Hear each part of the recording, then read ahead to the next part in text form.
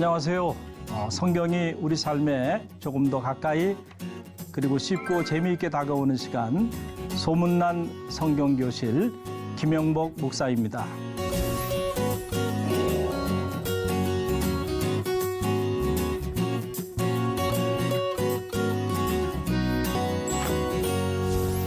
한 주간 평안하셨나요? 오늘은 예수님이 우리 가운데 가르쳐 주신 8가지 행복에 이르는 길 중에 두 번째 길에 대해서 우리가 함께 생각해 보는 그런 시간을 갖도록 이렇게 하겠습니다.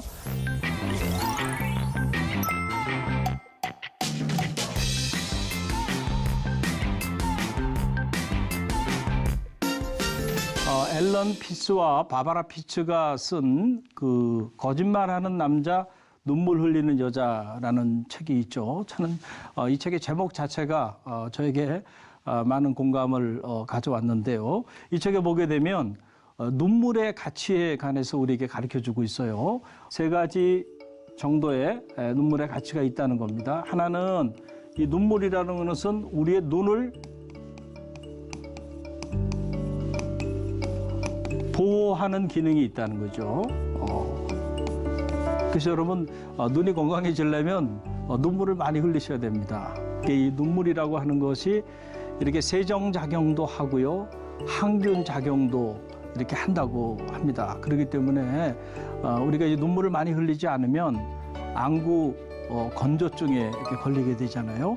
그래서 이제 우리가 진짜 눈물이 아닌 가짜 눈물을 우리가 이렇게 투입하는 경우가 있는데 저는 말하기는 여러분들이 건강한 눈을 위해서 때로는 눈물을 흘리는 지혜가 있게 되길 바랍니다. 또 하나 눈물이 갖는 가치 그것은 우리의 스트레스를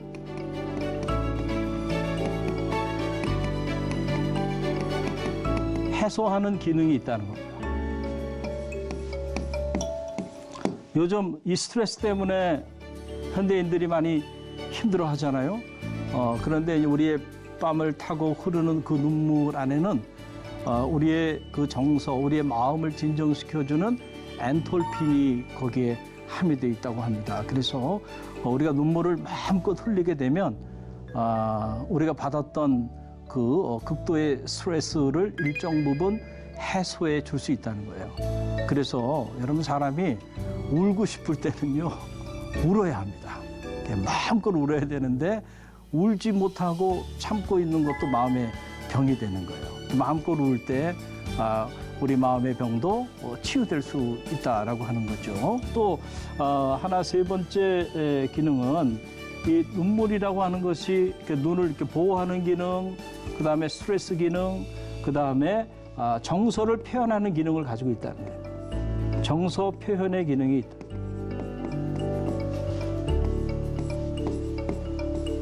자, 그래서 뭐 흔히들 그런 말을 하잖아요. 여자의 눈물은 믿지 말아라. 그런데 또 여성들이 많이 눈물을 흘리는 게 사실이죠. 그러나 그 여성의 눈물이요 남자의 마음을 움직입니다. 그리고 또 남자의 눈물은 세상을 움직이는 힘이 있습니다. 그래서 우리가 100마디 말보다 한 방울의 눈물이 우리의 마음을 전달하는 그런 중요한 상징적인 매체가 된다라고 하는 거죠. 그러니까 여러분 눈물이라는 것이 사실은 필요한 겁니다. 이렇게 중요한 거예요. 그런데 이제 한국 사회 안에서는 그동안에 이 눈물을 흘리는 것에 대해서 조금 이렇게 부정적인 그런 시각을 가져온 게 사실이죠. 저도 그 어릴 때 저희 부모님이 늘 하시는 말씀이 남자가 울면 안 된다라고 하는 이야기를 많이 하셨어요. 그래서 남자는 태어날 때 한 번 울고 그리고 또 뭐 부모가 돌아가실 때 울고 뭐 나라가 망했을 때 울고 이렇게 꼭 울어야 될 그때가 아닌 다음에는 남자가 눈물을 보이면 안 된다 그러는데 저는 아닌 것 같습니다. 이게 보니까 우리가 눈물을 좀 흘려야 되겠죠. 근데 오늘 우리 세대의 삶을 살아보면 가만히 보세요. 한마디로 오늘 우리 사회를 이렇게 정의하라고 한다면 오늘 우리 사회는 눈물이 사라져버린 이런 메마른 사회가 되고 말았습니다.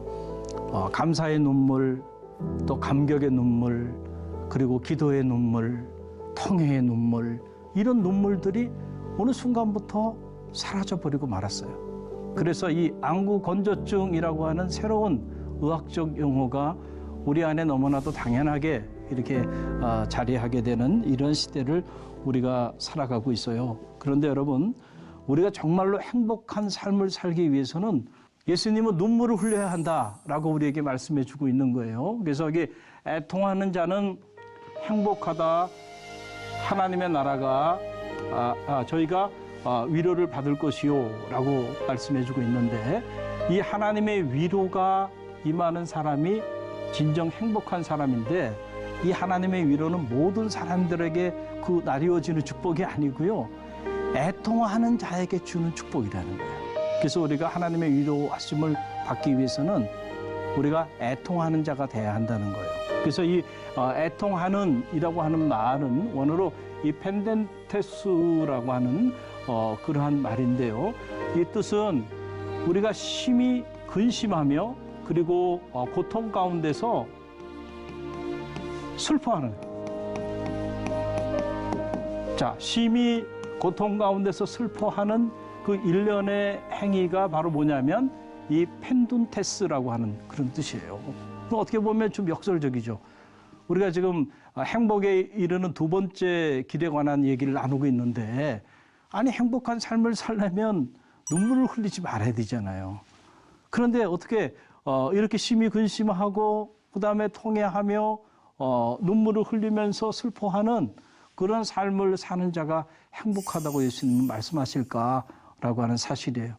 여러분, 언제나 주님이 우리에게 가르쳐 주신 이 진리의 말씀은 역설적 진리임을 여러분 꼭 기억하시기를 바랍니다. 사람 앞에서의 눈물이 아니고 하나님 앞에서의 흘리는 자기의 죄와 자기의 허물 때문에 괴로워하고 고통스러워하면서 사죄의 은총을 구하는 이런 참의 눈물을 흘릴 줄 아는 자들이 행복하다는 거예요. 왜냐하면 그런 사람들에게는 하나님의 위로하심이 자리하게 되기 때문에 그렇다라고 하는 그런 사실입니다. 여러분, 우리가 이제 그 성경을 보면은 성경 안에는 많은 인물들이 등장하죠. 저는 처음에 기독교 경전의 성서를 이렇게 읽으면서 깜짝 놀랐어요. 뭔가 이 성서는 거룩한 문서이기 때문에 여기에 사람들의 이름이 이렇게 많이 등장하리라고는 전혀 생각을 안 했었습니다. 그런데 성경을 읽다 보니까 사람들의 이름이 너무 많아요. 그리고 어떤 경우에는 뭐 좋은 사람도 있지만 나쁜 사람도 있고요. 그걸 보면서 왜 사람들의 이름이 이렇게 거룩한 성서에 등장할까, 그런 의구심을 가진 적이 있었어요. 근데 제가 깨달은 건 그겁니다. 하나님이 하나님의 일을 행하실 때 보면 하나님은 사람을 통해서 일하시는구나. 그 비밀을 알게 됐어요. 그래서 거룩한 하나님의 말씀의 책 안에는 사람들의 이야기가 많이 나오는 거죠. 여러분, 이 사람들의 이야기 중에 대표적인 인물, 여러분 사울과 다윗을 알죠? 사울이 더 나쁜 사람입니까? 다윗이 더 나쁜 사람입니까? 가만히 보면요, 사울보다 더 나쁜 사람이 누구냐면은 다윗입니다. 그렇죠? 다윗은 충신인 우리아, 그 우리아의 아내 밧세바를 범했던 간음자였습니다. 그리고 그것을 숨기기 위해서 자기의 충신 우리아를 전쟁터의 위험한 지역에 내보내서 죽게 만든 살인마가 누구냐면은 그게 다윗입니다. 그런데 사울을 보세요. 사울은 그런 부도덕한 인물은 아니에요. 단지 사울은 자기 내면에 일어나는 다윗에 대한 시기심, 그 시기심을 제어하지 못한 거, 그게 사울의 잘못이라면 그게 사울의 잘못일 겁니다. 그리고 하나님의 말씀을 다윗보다는 좀 경홀히 여겼다는 거, 이것이 사울의 잘못이었을 거예요. 자, 그런데 어떻게 된 일인지 하나님은 사울은 패하시고 다윗을 존귀한 존재로 들어 사용하여 주셨다는 거예요. 이게 사울의 유효 기간은 너무 짧았어요. 그러나 다윗의 유효 기간은 영원하다는 거예요. 차이가 뭘까? 뭐 때문에 하나님께서 사울에게는 촛대를 옮기시고 다윗을 이렇게 빛나는 삶을 살게 했을까? 저는 이유는 하나라고 생각합니다. 눈물과 관계되는 거예요. 오늘 제가 여러분에게 소개시켜주는 사울에게는요, 하나님 앞에서 자기의 죄와 허물을 진심으로 통회하며 하나님 앞에 자기의 죄와 허물을 내어놓고 눈물을 흘리지 않았던 인물이 누구냐면 사울이에요. 그러나 다윗은 사울보다는 훨씬 부도덕하고 비윤리적이고 참 나쁜 사람이죠. 그런데 여러분, 다윗을 보면은요, 나단 선지자가 다윗에게 와서 자기의 허물을 지적할 때 그가 자기 옷을 찢는 것이 아니고 마음을 찢으며 죄를 뒤집어 쓰고 통회하며 자복하며 나갑니다. 이 시편 51편에 보게 되면 다윗이 하나님 앞에 어떤 모습으로 나갔는지 너무나도 잘 기록하고 있어요. 시편 51편 전편이 그걸 기록하고 있어요. 나야말로 끔찍한 피조물이라는, 태어날 때부터 죄 중에 태어난 인생이라는 거예요. 그러면서 그가 하는 말이 이 시편 51편 7절을 보게 되면 우슬초로 나를 정결케 하소서 내가 정하리이다. 나의 죄를 씻어주소서 눈보다 희리이다. 여러분, 당시 다윗의 지위라고 하는 거는요, 다윗이 이룬 통일 왕국 시대의 위대한 열왕 중에 한 인물이었는데, 다윗이 이렇게 자기의 죄에 대해서 민감하고 자기의 죄의 문제를 가지고 하나님 앞에 통회하며 자복하며 눈물로 기도하며 나갔던 인물이 다윗이었다는 거예요. 여기서 멈춰지지 않죠? 또 시편 51편 17절 보게 되면 하나님께서 구하시는 제사는 상한 심령이라. 이 상한 심령, 펜둔테스라고 하는 거예요. 하나님이여 상하고 통회하는 마음, 이게 펜둔테스예요. 이런 마음을 주께서 멸시하지 아니하시리라. 그러니까 다윗이 가만히 보니까 왜 하나님께서 그 사울에게 촛대를 옮기셨는지 다윗은 알았어요. 그래서 하나님께서 혹시 자신이 범한 죄 때문에 촛대를 옮기실까 봐 두려웠어요. 그래서 하나님 앞에 옷을 찢는 것이 아니고 마음을 찢으면서 통회하며 자복하며 사죄의 은총을 구하는 이 통회의 눈물을 흘렸던 인물이 누구냐면 다윗이에요.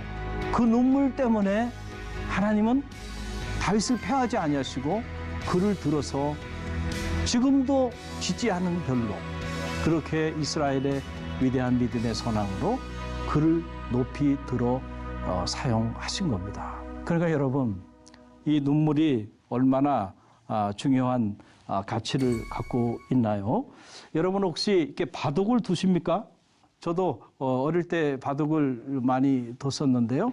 여러분 이제 바둑을 이렇게 잘 두려고 하면은 복기의 지혜가 필요합니다.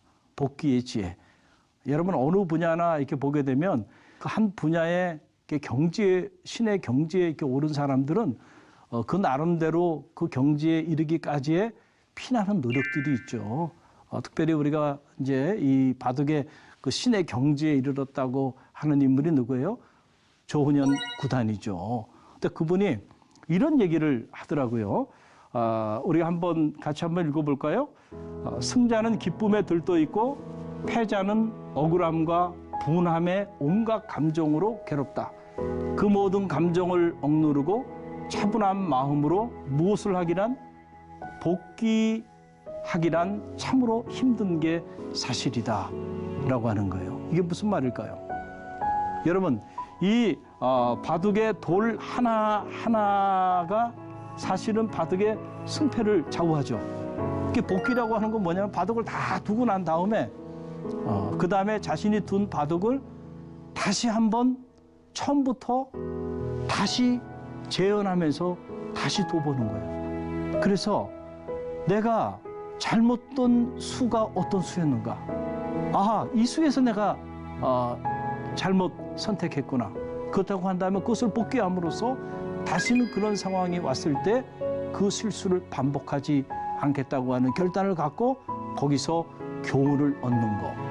그걸 복귀라고 말해요.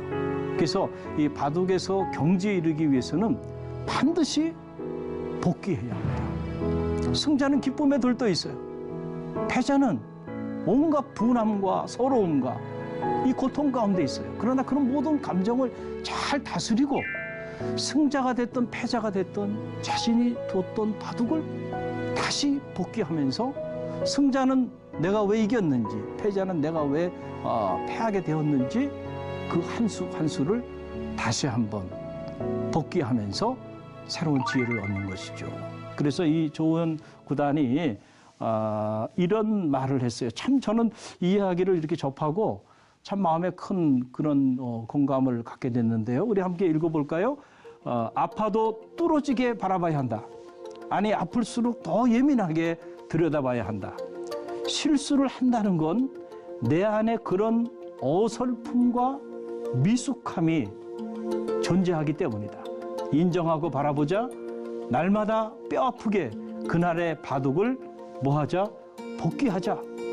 나를 프로로 만들어주며 내면적으로도 성숙한 어른으로 성장시켜 줄 것이다 라고 하는 그런 얘기예요. 여러분, 이 조은 구단의 이 이야기를 접하면서 여러분 무슨 생각이 드나요? 저는 이 영적인 삶에도 복귀의 지혜가 필요하다라고 생각을 합니다. 믿음의 길을 걸어가면서 이 복귀의 지혜가 우리 가운데 너무너무 필요한데요. 그래서 여러분 캐톨릭에 보면 개신교와 다르게 캐톨릭에는 이게 칠성사라고 하는 게 있죠. 이 칠성사라고 하는 이게 이제 성사 예전인데 이 칠성사 중에 하나가 바로 뭐냐면 이 고회 성사입니다. 이건 1년에 한 번씩 모든 신도들에게 행하는 그런 그 예식이죠. 그래서 1년에 한 번 신도들이 신부님께 나와서 자신의 죄를 고해하게 되는 이러한 성사인데요. 이 고해 성사의 과정을 이렇게 보면 오늘 우리가 배울 점이 있어요. 자, 고해 성사의 과정은 이렇게 4단계로 이루어져 있어요. 첫 단계가 바로 뭐냐면은 성찰입니다. 성찰. 자, 이 성찰은 뭘까요? 내가 지금 얼마나 끔찍한 죄인인지 자기 자신을 자각하는 그러한 단계입니다.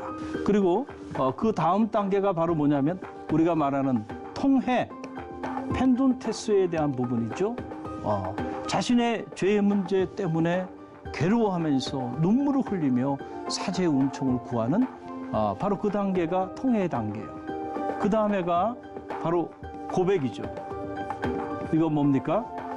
나의 죄와 허물을 거짓 없이 사죄 앞에 고하는 겁니다.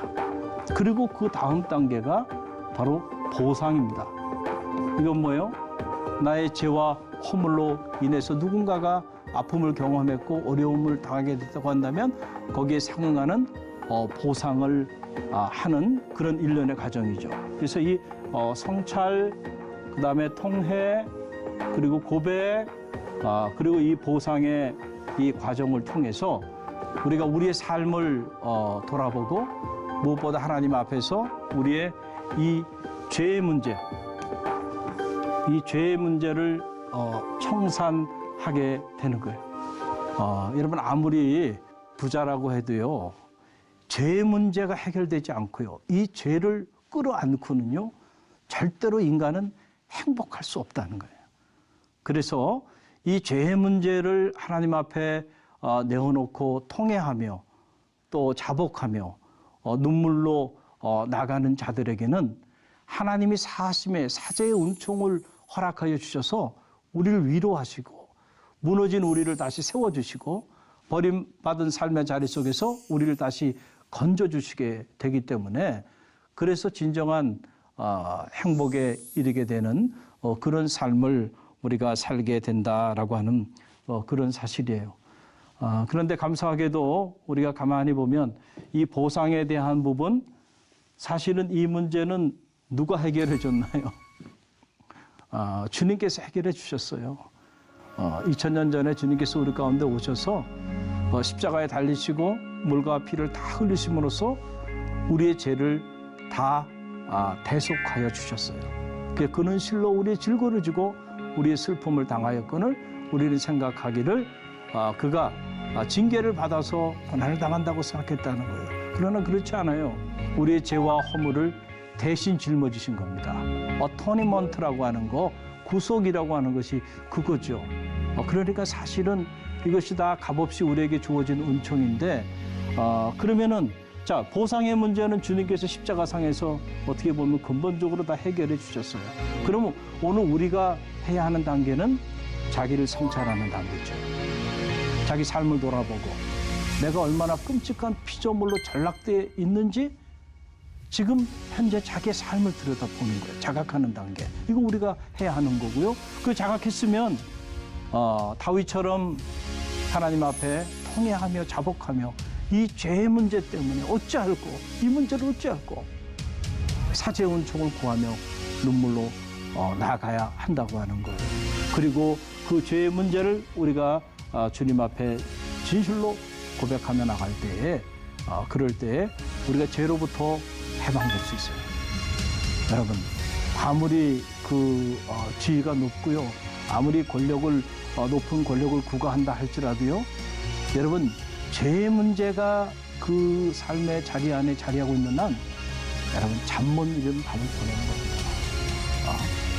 그래서 우리 의식의 세계뿐만 아니고 무의식의 세계 속에서 겉으로 보면은 성공한 사람이, 겉으로 보면은 잘 사는 사람이, 그러나 그 내면 안에 이 죄의 문제가 해결되지 않고 있다고 한다면 그거로 인해서 그의 영혼도, 그의 정신도, 그의 삶도 사실은 존재 행복을 누리지 못하게 된다. 그래서 예수님은 행복에 이르는 두 번째 길로 애통하는 자, 자신의 죄와 허물을 하나님 앞에 가지고 나와서 눈물을 흘리며 그렇게 나아가라.